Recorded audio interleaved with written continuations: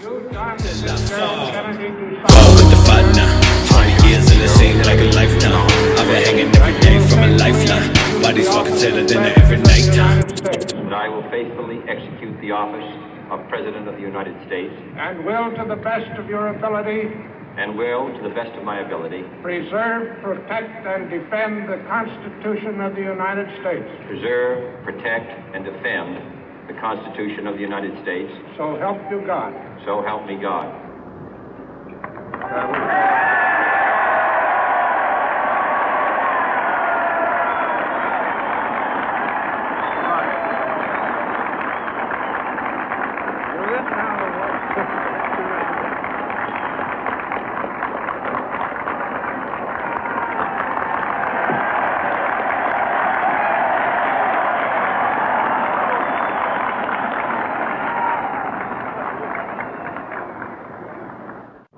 Vice President Johnson, Mr. Speaker, Mr. Chief Justice, President Eisenhower, Vice President Nixon, President Truman, Reverend clergy, fellow citizens. We observe today not a victory of party, but a celebration of freedom, symbolizing an end as well as a beginning, signifying renewal as well as change. For I have sworn before you and Almighty God the same solemn oath our forebears prescribed nearly a century and 3/4 ago.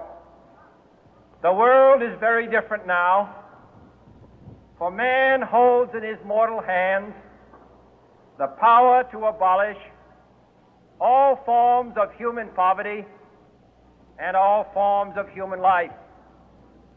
And yet the same revolutionary beliefs for which our forebears fought are still at issue around the globe. The belief that the rights of man come not from the generosity of the state, but from the hand of God. We dare not forget today that we are the heirs of that first revolution. Let the word go forth from this time and place to friend and foe alike that the torch has been passed to a new generation of Americans born in this century, tempered by war, disciplined by a hard and bitter peace, proud of our ancient heritage, and unwilling to witness or permit the slow undoing of those human rights to which this nation has always been committed and to which we are committed today at home and around the world.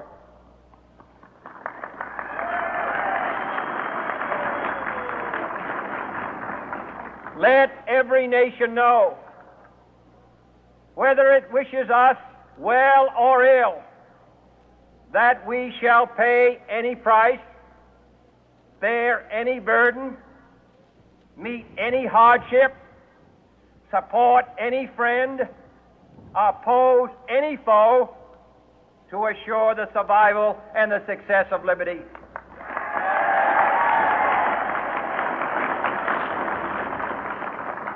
This much we pledge and more. To those old allies whose cultural and spiritual origins we share, we pledge the loyalty of faithful friends. United, there is little we cannot do in a host of cooperative ventures. Divided, there is little we can do, for we dare not meet a powerful challenge at odds and split asunder. To those new states whom we welcome to the ranks of the free, we pledge our word that one form of colonial control shall not have passed away merely to be replaced by a far more iron tyranny.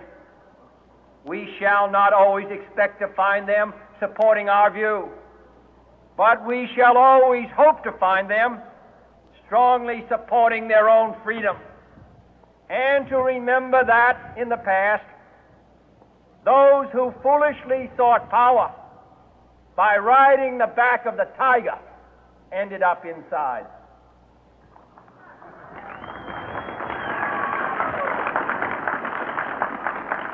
To those people in the huts and villages of half the globe struggling to break the bonds of mass misery, we pledge our best efforts to help them help themselves for whatever period is required, not because the communists may be doing it, not because we seek their votes, but because it is right. If a free society cannot help the many who are poor, it cannot save the few who are rich.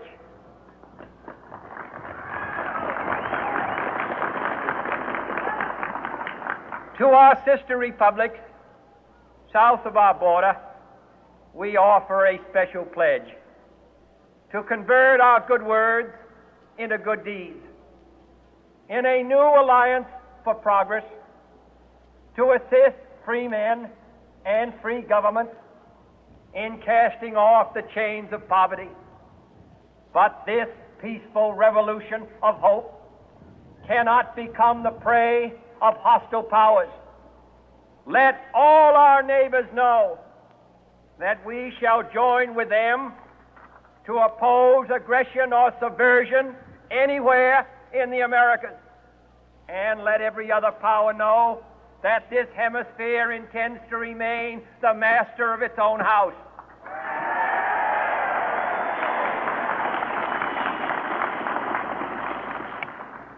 To that world assembly of sovereign states, the United Nations, our last best hope, in an age where the instruments of war have far outpaced the instruments of peace, we renew our pledge of support to prevent it from becoming merely a forum for invective, to strengthen its shield of the new and the weak, and to enlarge the area in which its writ may run. Finally, to those nations who would make themselves our adversary, we offer not a pledge, but a request that both sides begin anew the quest for peace. Before the dark powers of destruction, unleashed by science, engulf all humanity in planned or accidental self-destruction, we dare not tempt them with weakness, for only when our arms are sufficient beyond doubt can we be certain beyond doubt that they will never be employed. But neither can two great and powerful groups of nations take comfort from our present course, both sides overburdened by the cost of modern weapons, both rightly alarmed by the steady spread of the deadly atom, yet both racing to alter that uncertain balance of terror that stays the hand of mankind's final war. So let us begin anew, remembering on both sides that civility is not a sign of weakness, and sincerity is always subject to proof. Let us never negotiate out of fear, but let us never fear to negotiate.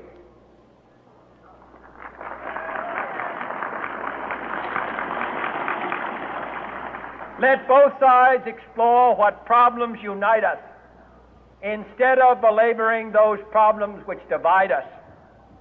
Let both sides, for the first time, formulate serious and precise proposals for the inspection and control of arms, and bring the absolute power to destroy other nations under the absolute control of all nations.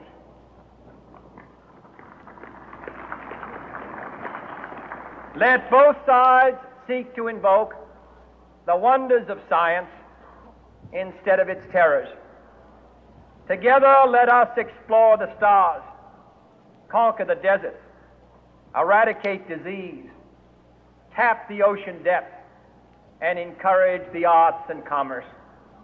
Let both sides unite to heed in all corners of the earth the command of Isaiah to undo the heavy burden and let the oppressed go free.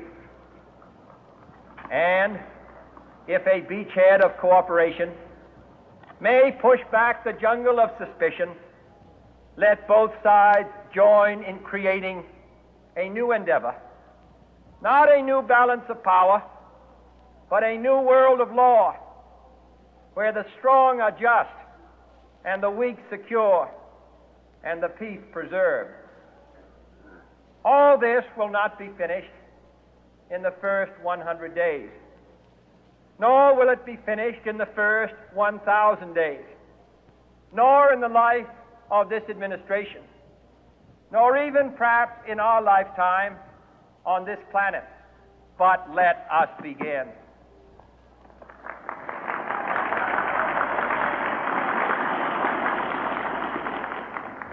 In your hands, my fellow citizens, more than mine, will rest the final success or failure of our course.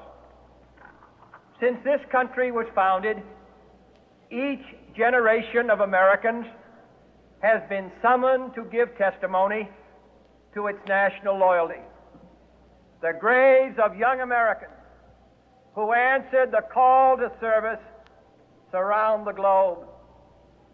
Now the trumpet summons us again, not as a call to bear arms, though arms we need, not as a call to battle, though in battle we are, but a call to bear the burden of a long twilight struggle, year in and year out, rejoicing in hope, patient in tribulation, a struggle against the common enemies of man, tyranny, poverty, disease, and war itself. Can we forge against these enemies a grand and global alliance,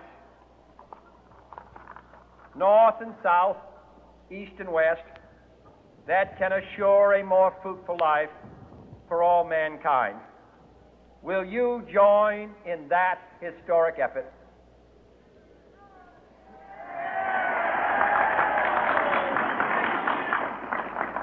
In the long history of the world, only a few generations have been granted the role of defending freedom in its hour of maximum danger.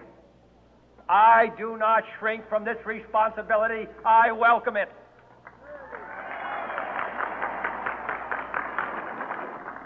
I do not believe that any of us would exchange places with any other people or any other generation. The energy, the faith, the devotion which we bring to this endeavor will light our country and all who serve it. And the glow from that fire can truly light the world. And so, my fellow Americans, ask not what your country can do for you, ask what you can do for your country.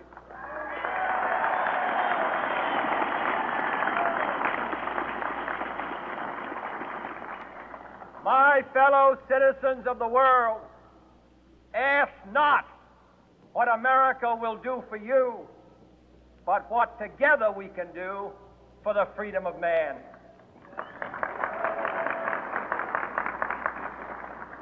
Finally, whether you are citizens of America or citizens of the world, ask of us here the same high standards of strength and sacrifice which we ask of you.